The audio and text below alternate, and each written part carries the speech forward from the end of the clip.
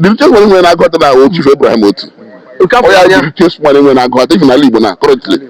Because you have the billion pack here with the go in America. Yes. That's your own business. Name a woman your money here. Yes. Kaima. Maybe to move here, I am America. I'm a woman I have for that. Because we put out to London. We Farusa roll Maya dies. Be here from. You go in the rice. I put rice now. Okay, I become a rice. Okay, being a rice. Go. Be quiet to me. Because I 1 million. Obu na I make Bible edit. Or can I make? I can't see me. I want to go and mayor. Makana Abraham. I'm teaching Ibrahim Oti.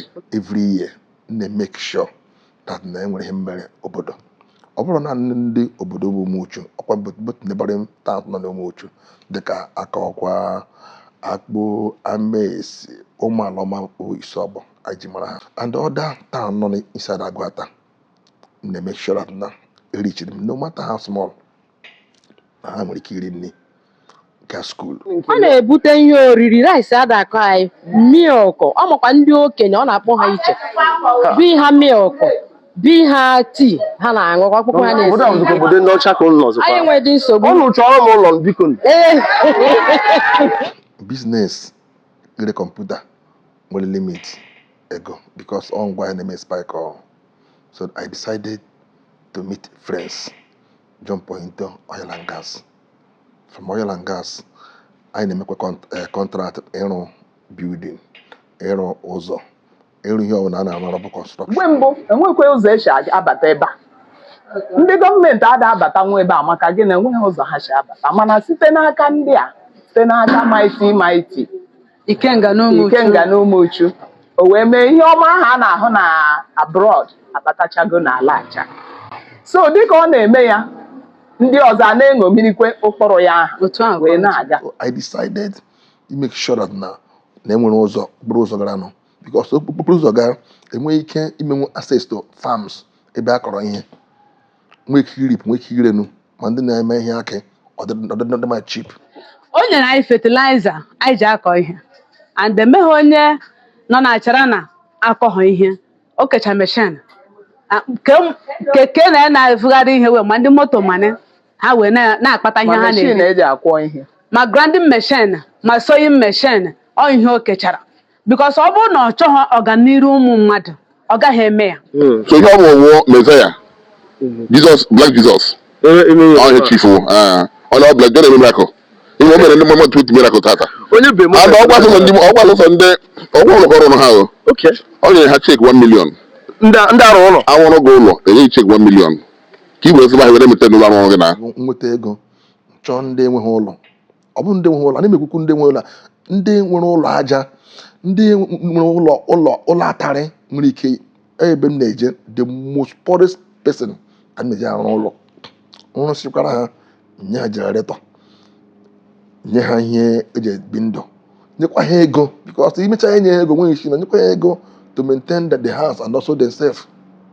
Then from there mbanyekwe nke bụ ụmụ school because ama mgbe anyị na-aga school that na a na-atụ anyị n'ụgwọ akwụkwọ ncheke from January to December just that 3 times I make one semester kwụọrọ everybody ụgwọ to make sure ka a ghara inwe ka ha mara ịta ụda farm tara mgbe ahụ. ịmakwana m na-asọ ya n'abụ ọhịa ya esoro m na-abịa na-eso nsike nke m na-afụ taa kedu onye na-eme ihe nke ya bịa n'ụkwụ m na-eche bata moto eze Ibrahim ọ gị nwa nna inwego moto obi ha m otu a o bucha na moto ala nwantịntị na-anụ Abraham eme nka Mighty eme nka Ikenga Umochu ome nka nye fertilizer n'afọ na dịka nwanne m kwurie ịma ihe ha ka obodo ọ bụ ọkwa sọsọ achara ọ bụ ọkwa sọsọ Umochu ọ gara beyond Agụata Ikenga Agụata ka ya akpa ya Ikenga Agụata ka ọ bụ Anambra ka ọ na-aba na ihe ọbụla ị mụrụ gị nidiri ego come to us na anyị ga-emere gị ya. I asked you keke zụọ shuttle bus zụọ machine a lot bunye ha ka ha nwee ike ịkpara ihe ha na-ere zụọ even fertilizers pack ya in trailers.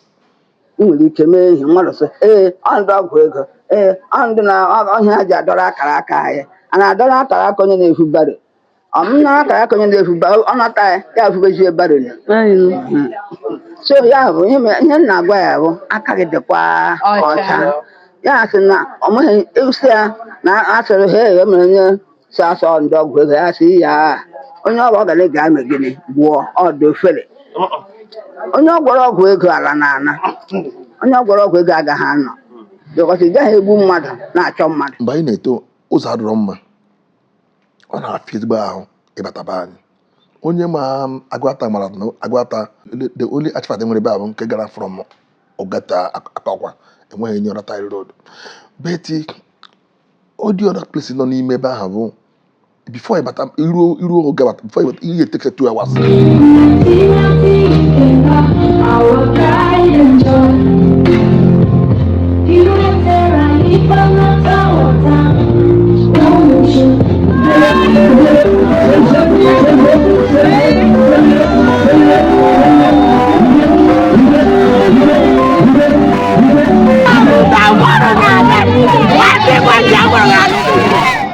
My friend and Simon, you just studied Fury. He's doing well. And the way I'm seeing him, he's moving very, very, very high. And I'm happy for him. And I believe that in future that he will be one among the all. Even he can be better than any other person. And they will interview him in front of now. I remember that the day meet church in that he was there. And I said to MC Ego, go Arabia. Not even as an invite. But today is my friend. We stay together, we drink together, we do things together.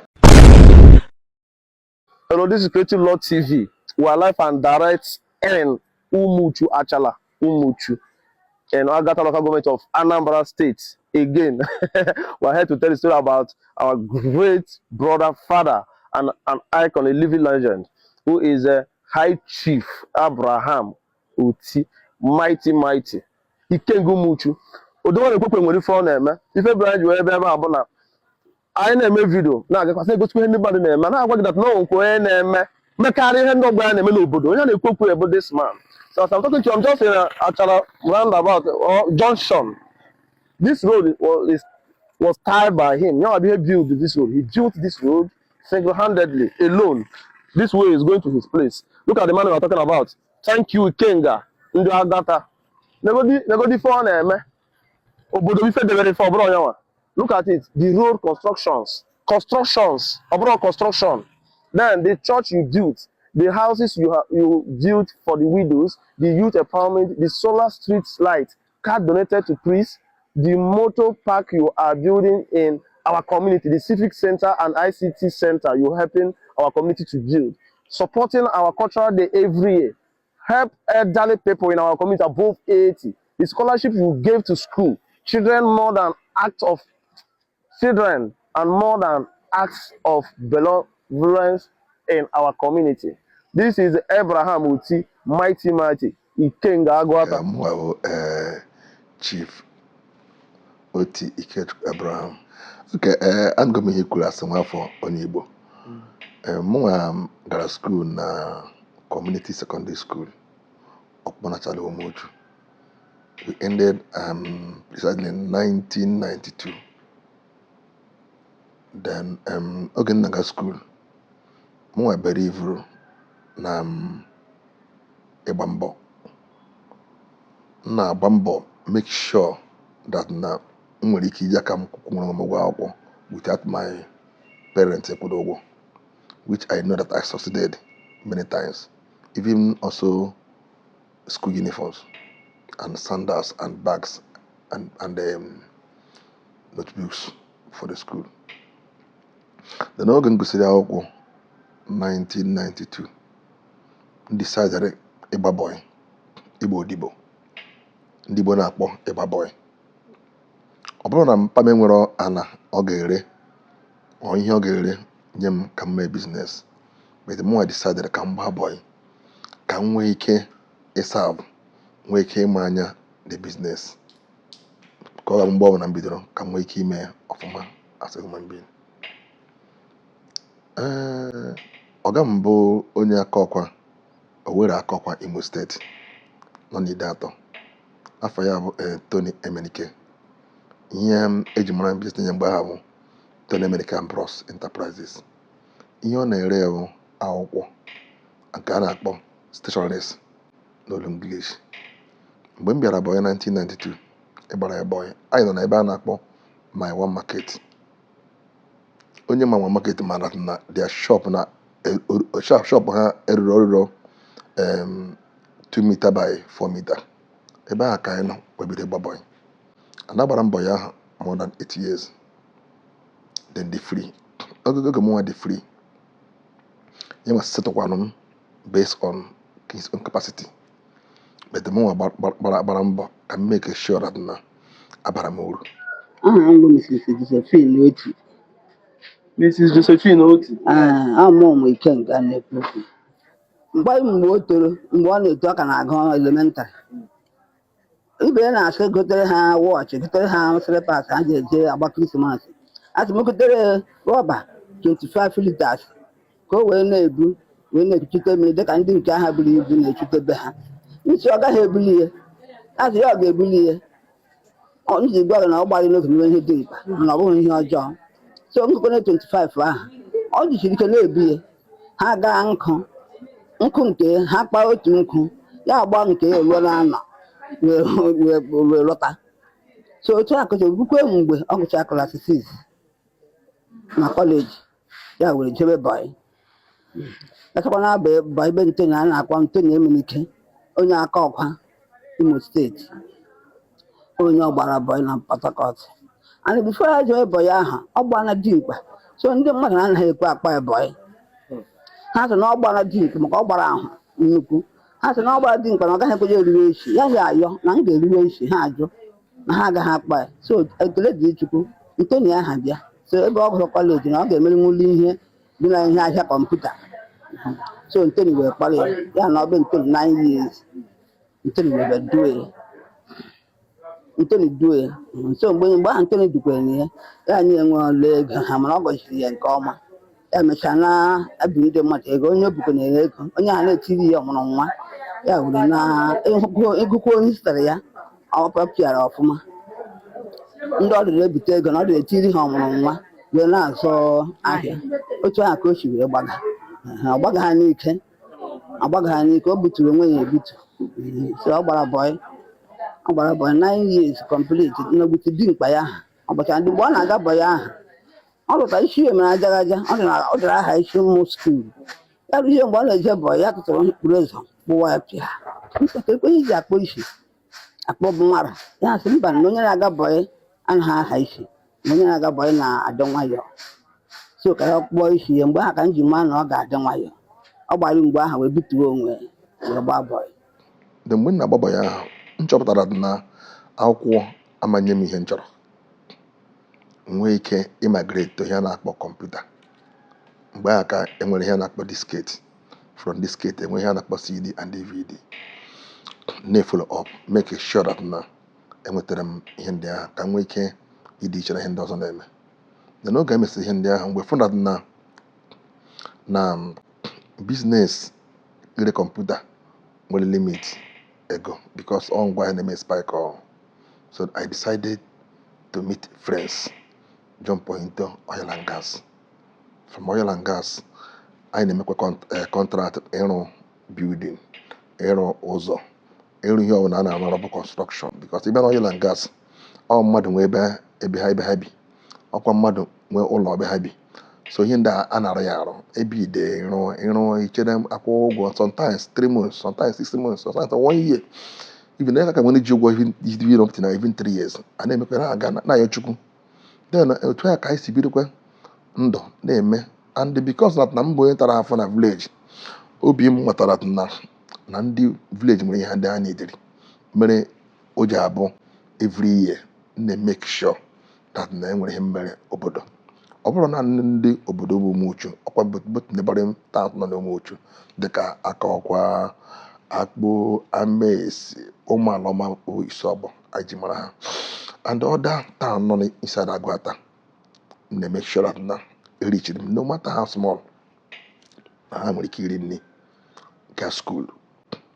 Because na m nọ na village taa ahụ ama m problem na-enwe mgbe anyị na-eto. Enwere mgbe a na-achụ na skuulu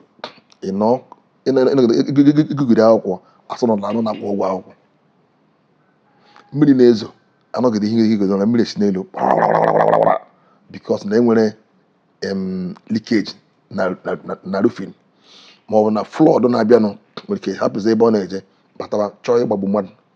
Because na enwere m such experience mgbe m na-eto, I decided to put it in order ka ndị agha anyị tọrọ ghara inwe the same problem. Ọ ya mere o ji abụ nweta ego chọọ ndị enweghị ụlọ. Ọ bụ ndị nweghị ụlọ, a na-emekwukwu ndị nwe ụlọ, ndị nwere ụlọ aja, ndị nwere ụlọ atarị nwere ike ebe m na-eje the most poorest person ka m na-eje arụ ụlọ nrụsịkwara ha, nye ha generator, nye ha ihe eji ebi ndụ, nyekwa ha ego because imecha enye ha ego nweghị isi na nyekwa ha ego to maintain the house and also themselves. Then from there mbanyekwe nke bụ ụmụ school because ama mgbe anyị na-aga school that na a na-achọ anyị n'ụgwọ akwụkwọ ncheke from January to December, just that 3 terms I make one semester kwụọrọ everybody ụgwọ to make sure ka a ghara inwe ka ha mara ịta ada fam tara mgbe anyị na-eto ụzọ adịrọ mma, ọ na-afịa ezigbo ahụ ịbata be anyị. Onye ma Agụata mara na Agụata the only express the only artifact nwere ebe ahụ nke gara from Ogata Akọkwa, enweghị enye ọra Tile Road. But all the other places nọ n'ime ebe ahụ bụ before ịbata iruo oge bata before ịbata ihe take 2 hours before you do my house. So I decided to make sure that na enwere ụzọ bụrụ ụzọ gara nọ because okpukpuru ụzọ gara enweghị ike imenwu access to farms ebe a kọrọ ihe, nwee ike irip, nwee ike irenu ma ndị na-eme ihe akị ọ my cheap. Then after that one into agricultural, make sure that ndị nọ na village na-eredusoro ori na be anyị. Mgbe niile ha na-eme kidnapping, ndị niile na-agbafe na be anyị bụ ndị mba ọwụ ndị ụmụuchu. Ka enweghị ike inweta onye ụmụuchu na-ezu ori, ọ dọrọ possible ije jụọ ese. Enweghị onye ụmụuchu na-eme kidnapping na ụmụuchu ebe ahụ, let's aside ụmụuchu. But anybody nọ n'ụmụuchu bi n'ụmụuchu adịghị eme kidnapping because I make him sure call all my friends, call on ndị ọgbọ m, I unite ya together, nye ha ihe a ga na-eme, nyekwekwekwekwe ha nkwa that na ihe ọbụla ị mụrụ gị nidiri ego come to us na anyị ga-emere gị ya. I asked you keke na keke zụọ shuttle bus, zụọ machine a lot, bunye ha ka ha nwee ike ịkpara ihe ha na-eri, zụọ even fertilizers, pack ya in trailers. I did it last year. Fertilizers nzụrụ last year ka adopted today.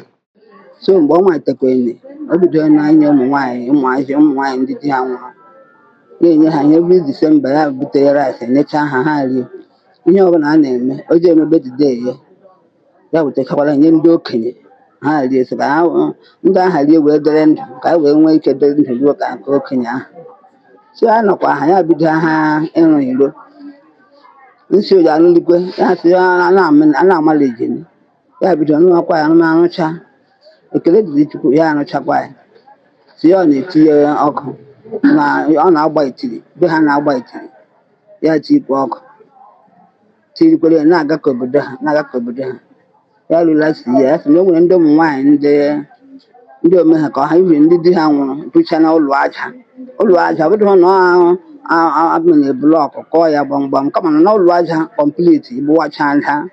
Asị mba na ndị ahụ dị na-ewute na a ya atacha ya ebe niile dị iche iche. So ya mechakwa n'ala si ya rukwa n'afọ asị ka ebido ha n'ike ejedebere. So n'elu ya ka a nọkwana na-arụ ya na ụfọdụ ka arụcha na ụfọdụ arụchabeghị ha. So otu ahụ ka nchukwana were hụ ya gbaa mgbe m ji were mụ ya. Ọ naghị eme mpako, ọ naghị na-eyiyi aka, ọ naghị na-agbagba nnukwu shuu. Ọ dara onwe ya nwayọọ na-ejere ụwa na-agba mbọ dịkwa ugbu a ọ naghị enwe chansị ịkpọkwa n'ehihie ọ gaghị aza gị ọbụ n'abalị butu anaghị enwe efe bizinesi anaghị ekwe. Mgbe mbụ enwekwa ụzọ esi abata ebe a, ndị gọọmenti ada abata nwa ebe a maka gị na enweghị ụzọ ha si abata, mana site n'aka ndị a, site n'aka Mighty Ikenga n'Ụmụchu o wee mee ihe ọma ahụ a na-ahụ na abroad abatachago n'ala acha. So dịka ọ na-eme ya ndị ọzọ a na-eṅomirikwe ụkpụrụ ya ahụ wee na-aga.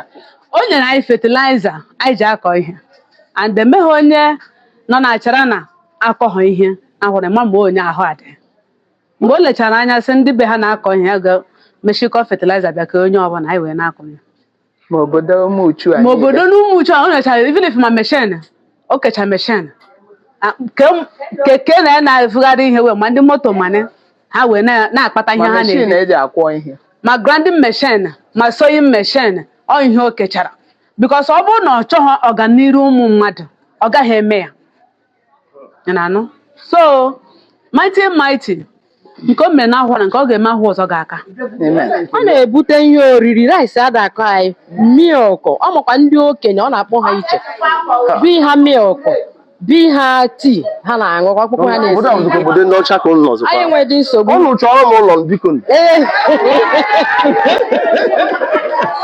nsogbu adịghị na-akpa nso nsogbu adịghị so Chineke nyere anyị mgbe ndị wee mara ihe nweta ga-eme ndị esi m mgbago nkwọ na-alọta pụta na akụkụ junction esi abata achara Umuchu onye nwe were moto na-eso m n'azụ na-esochi m ike na-eso m kedu onye na-emeta ihe nka ya sogide na-aba dịka ya ga-aba Anglican Church n'ebe ya kwụsị n'ụkwụ m nlegharasị ya hei Abraham oge ọsị mbata moto mbanye moto nsị inwego moto mgbe ka ihe a na-ebido nwantịntị ọ na-ebucha na moto ọ na-agata afọ ya ọzọ na ọ gafere gị ana m asọ ya n'abụ ọhịa ịmakwana m na-asọ ya n'abụ ọhịa ya esoro m na-abịa na-eso nsike nke m na-afụ taa kedu onye na-eme ihe nke ya bịa n'ụkwụ m na-eche bata moto eze Abraham ogi nwa nna inwego moto obi ha m otu a o bucha na moto ala nwantịntị na-anụ Abraham eme nka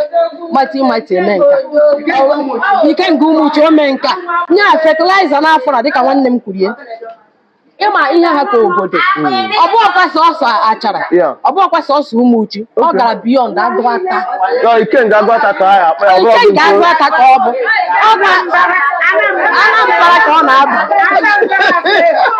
afọ m owo Nze Chimezie Vitality Ike edisi m n'Umuchu ihe a na-eme today wụ hand over 20 building Ikenga n'Umuchu Chief Ibrahim Oti mighty n'Umuchu Ikenga ndị Agụata rụọrọ ndị mmadụ taa ka ọ chọrọ ha na-echi ha kii so ebee ka anyị nọ inwere ihe apalesi ya so anyị chọrọ ichi ebe a were pụwa na e nwere shuttle bus adị ebe a shuttle bus nke 10 ka ọ dị 10 but because of onye mpụtagoro ya ọ na-adịkpa Nigeria na-arịa cost problem ọ bụgorogoro iwu na na-abụrụ ọkụ nye ha na biya so ya pụtagoro bụ ahụ so onye ya dị contract ibute moto tupu epụtagoro wee gwa ya na biko anyị nwere igwe ichi ọnwa nnechi dị 8 ga-apụta so ọ chọrọ inye mmadụ 10 empowerment chief si na ya chọọ ịmakwa this year o kere 100 pieces of machine this year anyị nọ n'ime afọ this year Jesus Christ kekwa sewing machine 200 kekwa grinding machine 200 just like 1,200 for the farmer this 2021 this year then this year kwe ịmara onye na ụmụ akwụkwọ 350 embossment grant 350 trillion to Umuchu onye ha grant enwere 1 million nwere 500,000 nwere 100 si ha were ji ego akwụkwọ ha wee go ihe ha ji agụ despite gọọmenti jikwere pro education ya gosi na nke akwụkwọ onye nwata were ekwu akwa akwụkwọ gaa akwụkwọ orucha akwụkwọ ike ka ọ chọrọ by next 2-3 years Umuchu ma first na ihe ọ na-elere elewe ya Umuchu gba first elele ka Umuchu gba first and for university level so ihe ọ na-eme so nke ahụ nke ọ sịkwa ka anyị were isi ka gba December ụmụ ọrụ bụgo na 10 last year dị mmadụ last year so nke a complete 30 building wezi we mezi 20 this year ya wee 30 ife na-ewe iwe ihe na-enwe iwe ọsọ ịchọghị ihe ogbenye chọọ ya iwe ọ sị na ịgbata ego na paakị enweghị uru ọbara enwe uru ọbara so na ote ego ekpere nwere nyere ndị mmadụ aka na ihe chukwu ego ha nwoke iwere gaba eluigwe bikọta adịghị ego n'eluigwe enye na eluigwe glory so ihe ọ bụ ọwụọ Mezaya Black Jesus onye chifu onye ọbụla jọ na-eme miracle ihe o mere ndị mmadụ 20 miracle tata ọgba sọsọ ndị ọgwụ ụlọ ọrụ ha o nyere ha chek 1 million ndị arụ ụlọ awụrụ gị ụlọ enyeghị chek 1 million ka i were sịba ha were mete n'ụlọ arụ gị na bikọs ọ bụrụ na arụ gị ụlọ enweghị ihe na-eme ụlọ nwere ike achụ ihe ga-eme pụta arụ gị ụlọ eji gwa chek 1 million igwuje na-azụ ahịa wee mere mete ndụ were nye gị nne bikọs onye mara nwe ihe ha na-eme ụmụ kidnap ala Oh, yeah. So all the Ucha five for in here. So on a chocolate capture insecurity and Judea. Somebody in the right way and I capture. Yes, that's the chief name. So all black Jesus can up here. It's not a miracle. Miracle, because when we get a miracle, I mean, one I didn't do. Oh, yeah, what did you know? 1 million. Yes. Only been all at Terminama. You want to do flat. Fully share. My evil, you had about Yaya. Okay, better I be and Dahame. Quantaga meta. According to Yaya, if I'm a quick one, I am here. What you kill? I didn't have a contract. I didn't make a contract. But when you the noise now, or they are full of them noise. Like him going to name, well, I know, Sarin, I food, on them. You leave on no, we are on the and now one door. Correct. You don't know the way you know. I don't tell you know. Or why had I don't know. I go dress in a Mwambia. Yeah, you may pay ya. Although no one Nigeria. Okay. Also, this week and on actually. This week. So on Nigeria, but it's a Nigeria. The president here with whom I'm going to have that. The Gideon only 20 building. I worked there last year. I'm my name. My snow brother. Okay. Also, Zana. I won't do much. I won't do much. Now, when I have I'm going to Caribbean. So, yes, I represent here. I have you put that. How long in a year ago? When you want a minute, or when a phone, I have behind him. Wagaraga. Because I have been killing. Yeah, I got a Bible just maybe like I'm telling you. Yeah, I got a Bible no man Jerusalem. No much can I get Mother for do or Ebony. See you to I have a dinner. One can see you to one can. How does it go? So, a man who be before. So, all money, only the Bible guitar. You know that Chief Abraham was 2.21. Oh, yeah, that's 1 plus 2. And the way so, the just when I got that Chief Abraham, just when I got even I live now, currently. Because you want $1 billion back here with the go in America. Yes. That's your own business. Never will you money here. Yes. Kaima. Maybe to move America. I remember one woman because we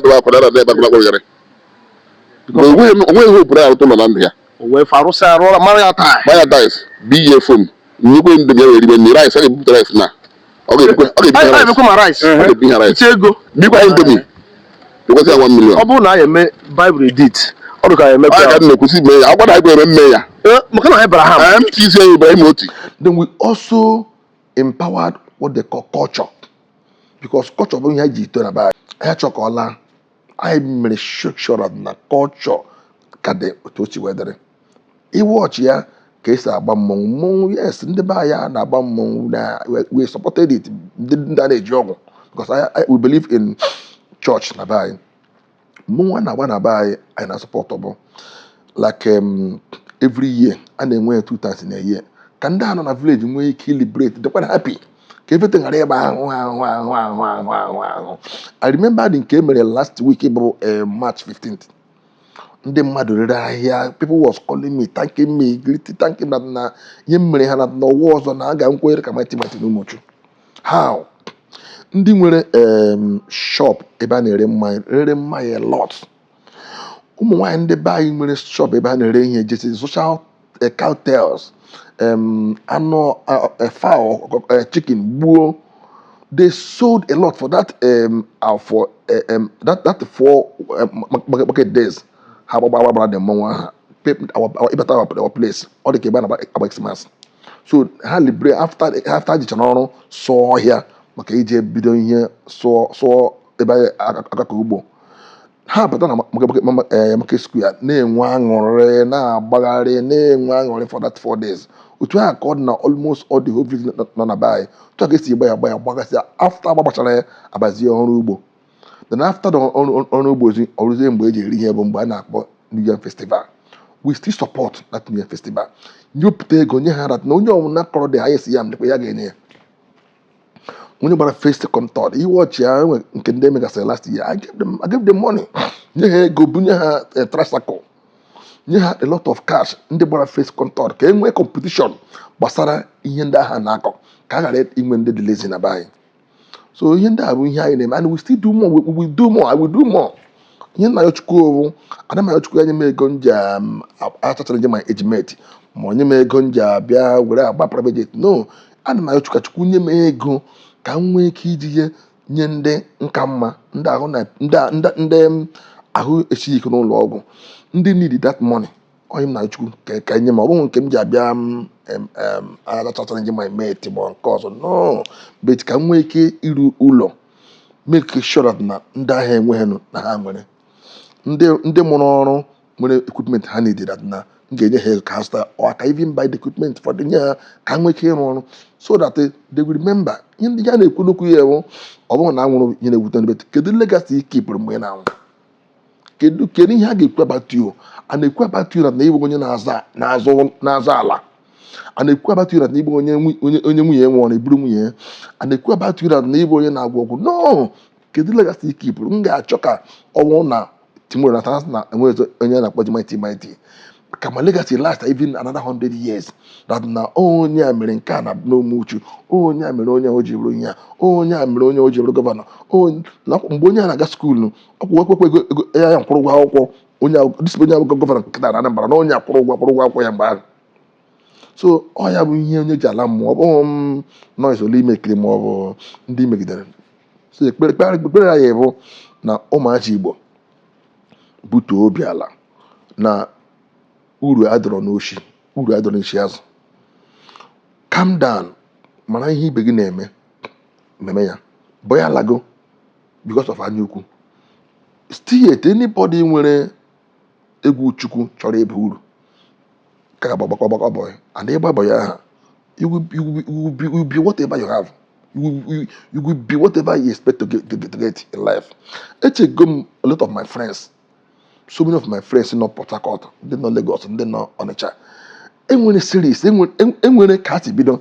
They don't just come in and become billionaire. No, none of them. I have interviewed a lot of them. Even my friend Anakpo Simon, he just studied Fuely. He's doing well, and the way I'm seeing him, he's moving very, very, very high, and I'm happy for him. And I believe that in future that he will be one among the all, even he can be better than any other person. And when interview him, for that now, I remembered that the day meet Riona, that my church in Omuchu, that he was there, and I am biara. I said to MC Ego, go Arabia. Not even as an invite. But today is my friend, we stay together, we drink together, we do things together. So, but onye amara na mama na enwere ebo chibido. Agogo na ju yasra na mbo na ga school na official from school be na shop empire na ebe akọ board na cho customers. Imagine how many years. But today, over 40 years in Sheikh Port Harcourt. People was like, Simon, I want to be like a meeting. Even when I built my house here in GRA, he was also coming to my site to sell some tiles and the doors and other things. He gave me some ideas of what I bought then. I bought wood doors. Look at my kitchen. I should do it like this. Imagine 10 years or 11 years ago, he was running around. But today, over 40 years, and everybody want to be like Timor today. No, that's not possible. You have to have a story to tell. So when you have Chori Buru, suppose it can go down. You can serve somebody. Just like the Bidoro governor today, or maybe we have some. How about the when they nationals? How many years before Chukwumebere and you say happy today. So thank you very much, my brother.